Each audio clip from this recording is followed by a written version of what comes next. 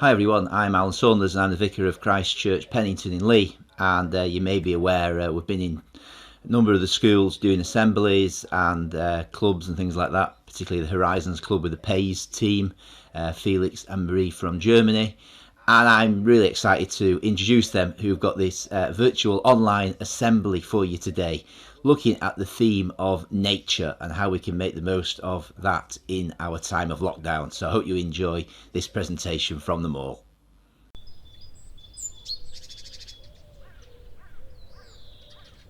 Yeah, hey guys, my name is Felix and I'm part of the PACE team. And as you might have realized, today we are talking about nature. And I think nature is really fascinating. There's just so many things about nature that are really mind-blowing. And so today I decided to bring a little quiz for you, okay?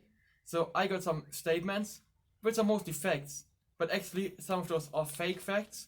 And you have to decide which of those facts are actually facts and which are false, okay? So I make a statement, then I'll leave you a few seconds to decide whether it's true or false, and then I'll show you what it really is. Okay guys, you ready? Then let's go with the first fact. The first fact is that bats have local accents, which means that a bat expert can distinguish by the sound whether two bats are from the same region or whether they're from different continents. Okay? You got it? So, is it a true fact or not? It is true. Bats and some other animals as well, bats are not the only animals, have local accents and experts can distinguish whether they're from the same area or not. Anyway, next fact. Okay, fact number 2. Acacia trees are the fastest growing plant and they grow by up to 2 inches per day, okay? Acacia trees grow the fastest by 2 inches per day. Do you think it's true or do you think it's false? Well, actually, it's false. Because bamboo grows faster and some sorts of bamboo grow by up to 35 inches per day. Like, that's ridiculously fast. It's just, yeah, that's amazing. Anyway, next fact. So, the deepest hole that humans were ever able to dig is only 10 miles deep. And if you would compare the Earth to an onion, that would mean that we wouldn't even have gotten through the skin of the onion yet. Okay, that's how big the Earth is. Okay, do you think that's true or do you think that's false? That we got 10 miles deep so far? It is false. Because actually, the deepest hole we got was only 7.5 miles. And it was just at this point impossible to dig deeper. Anyway, next fact. African buffaloes have a sense of democracy. So if they take a decision on in which direction they should go, they vote. And then whichever gets the majority of the votes, in that direction they go. Do you think it's true or do you think I made it up? It's true. And they're not the only animal. There are actually more animals that have some sense of democracy. That's really crazy. Like, that not only humans are able to vote, but that animals are able to vote as well. Anyway, next fact, which is that some insects are able to flap by up to 2,000 times per second. Okay? That there are small insects who can flap 2,000 times per second. Do you think that's true? Or do you think it's fake fact? It's fake. Because they can only flap by up to 1,000 flaps per second, which I think is still incredible fast. Like 1,000 times per second they can flap with their wings. Like, that's so fast. That's incredible, really. Anyway, next fact. Bees, when they go on a honey collection trip, afterwards they can calculate how efficient their trip was. And they can also communicate about their trip or like about the flowers they found to other bees by dancing, okay? So they calculate how efficient their trip was, and if it was efficient, they can tell other bees through dancing where to find those flowers. Do you think it's true or it's false? It's true. It's actually true that bees are able to do that. It's crazy. Like, those small little bees can make complex calculations. That's so amazing, really. Okay guys, I've got one last fact for you and you have to decide whether it's true or false. So the last fact is that all liquids expand upon being heated up, okay? So if you take tea or oil or whatever and you heat them up, then the volume expands. You think it's true or false? It is false. Because actually there are some exceptions to this rule, even so it's generally true. So if you take water, for example, between 0 and 4 degrees Celsius, if you heat it up, it gets compressed and it doesn't expand. And actually, because of that, fish are able to survive in winter, because if the sea freezes, it freezes from the top, and there's still warm water in the bottom, 4-degree warm, and so fish can survive because of that. If you want to find out more about that, then just ask your science teacher. But yeah, I think, like, especially the last one, but all the other facts as well, just show how amazing nature really is. You know, like, how complex it all is, and not only those, like, I think whatever you take in nature and look at it long enough, it's just amazing. Like, you can take whatever insect, whatever animal you want, and you can look at it, and you just start realizing how crazy it is, how well yet designed you could say it is, or how amazing evolution was in that.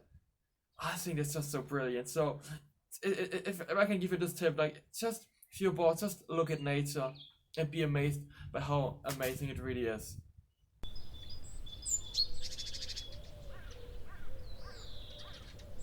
God created the world. It tells us in the Bible, in the book of Genesis, that all things were created for him and by him. And I wonder what you think about that story, whether that's true or not, whether that resonates with you when you look at the amazing things in nature and in the world and the universe, whether you think there really is a God. Could that be the case? Has this all been a chance coming together of molecules and electrons in just the right places at the right time that have brought around the whole structure of the universe, the planets, the stars, or is it due to some master plan by an all-creator being, a God who has put this together for us to enjoy? It's a big question, and a question that the human race has grappled with throughout all of its history. The Bible gives a description of how God created that, and how it was created for his purposes, for his glory, and that how he created human beings to care for the planet and the world, and to enjoy all that is there for him. But it also recognises that bad things have come into the world. There is evil present. But at one time in the future, Jesus will return and all things will be made good. The Bible tells us how there will be a new heaven and a new earth. And so part of the challenges we're looking around and enjoying nature and thinking about those things in our assembly today is to consider what the truth of that actually is. What do you believe actually happened in that time? Obviously, as a Christian, I have that belief and that faith to choose to believe that this could not have been a chance coming together of just the right mix of factors scientifically, but actually science explains how things happen, but actually the Bible and our theology, our understanding of God, explains why things occur in the first place. So something for you to all to think about with that there today.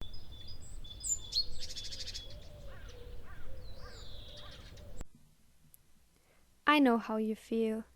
We are all in the same situation. Alone, bored, getting crazy, maybe start talking to ourselves. Just stuck at home. But do you know what is happening out there? Spring is coming. The nature is blossoming. What looked dead before is now full of color and life. Look how beautiful all these flowers are. Just like nothing's wrong. So why don't you just go outside, enjoy the warm sun? Look at the beauty of God's creation. Being in the beautiful nature makes you happier in these dark times. It makes you forget the bad stuff for a moment. And there's so much you can do. Start gardening, plant vegetables or fruit that you can eat later. Maybe not chives, they're not that delicious. Or just play something outside. Or even climb a tree like in kindergarten. Do whatever you want, just get yourself out there.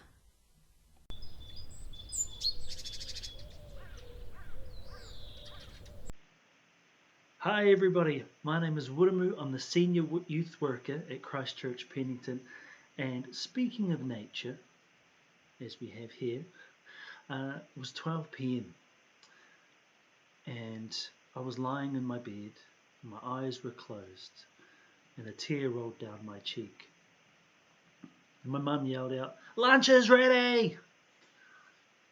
So I sniffled a little bit and I yelled out, "Mum, I'm coming." My eyes were so red and puffy I didn't want to open them up. They're almost swollen closed. "Lunch is ready!" yells my mum. So I get up out of bed, I open my eyes, and I walk down the stairs to my mum. And she sees my eyes and my tears, and she says, "Oh, are you okay? What's wrong?" And I say, "Hay fever." Now, nature is on full display during the spring season, and for some it is a painful experience because of their allergic reaction to the pollen. Like the other seasons, spring comes and spring goes, so the hay fever hurt doesn't last forever. There is still hope out there for you, hay fever sufferers. For many of us, the lockdown season is a painful experience, but like spring, this lockdown season has come and it will go. It won't last forever. There is hope. So, if you're going to remember anything from this assembly about nature, let me remind you of this, that in nature, seasons come and seasons go. So there is hope. Thank you for listening to this assembly. Keep this in mind and encourage your friends that there is hope and we will come out of this lockdown together better.